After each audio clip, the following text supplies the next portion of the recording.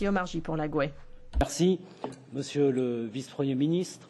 Nous avons plaisir à vous retrouver après la mission que nous avons effectuée à Sofia, où nous avons pu voir concrètement ce dont la présidente de notre commission nous parle constamment, c'est l'impact très fort de la politique de cohésion en Bulgarie.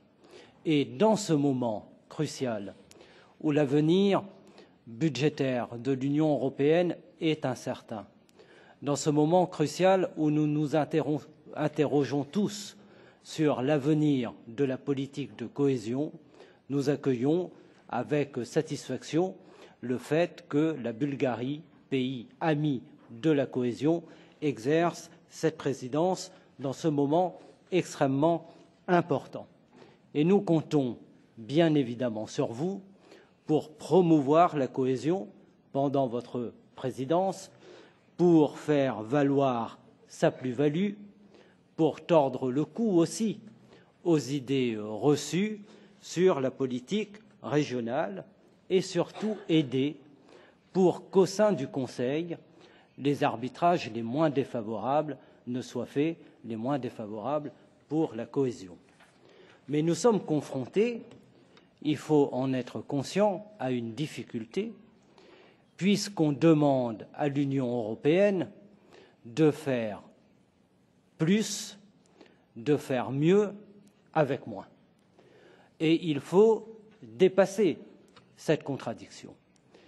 Et l'un des moyens pour dépasser cette difficulté, c'est la possibilité pour l'Union européenne de faire appel à des ressources propres.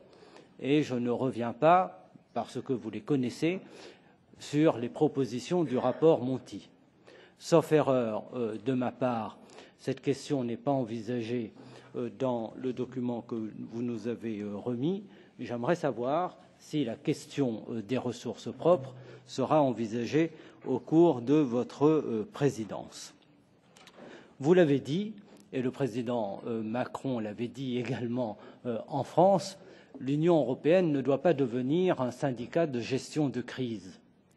C'est vrai, et l'Union européenne ne doit pas non plus sacrifier ces politiques communautaires qui sont inscrites dans le traité pour justement répondre aux crises auxquelles elle est confrontée. Et la cohésion, je le rappelle toujours, est une obligation inscrite dans le traité, et il faudra avoir cela à l'esprit. Je veux aussi, j'ai entendu ce que vous avez dit concernant les contrôles, c'est vrai, et il y a une nécessité de simplification. Mais il est vrai aussi, je suis membre de la commission contrôle budgétaire, il est vrai aussi que dans nombre de pays européens se pose le problème des fraudes, se pose le problème de la corruption. J'aimerais savoir si, au cours de votre présidence, cela fait partie de vos priorités. Vous savez aussi que, concernant l'avenir de la politique de cohésion, on parle beaucoup aujourd'hui de la création de nouvelles conditionnalités. Mon groupe politique, la gauche unitaire européenne et verte nordique, est par principe opposé aux conditionnalités, et en particulier aux conditionnalités macroéconomiques. Mais nous sommes aussi extrêmement attentifs à ce que les pays de l'Union européenne ne se dissocient pas du corps des valeurs européennes et ne se dissocient pas de l'état de droit. J'aimerais savoir, sur ce plan, quelle est votre position.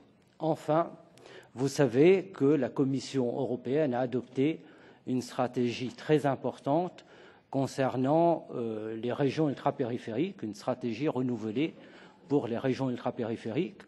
Le Parlement européen a également voté un rapport sur cette question et il nous semble important que le Conseil européen, au cours de votre présidence, puisse se prononcer sur cette stratégie de la Commission européenne et je suis certain que cela doit constituer une priorité aussi au cours de la présidence bulgare. Merci.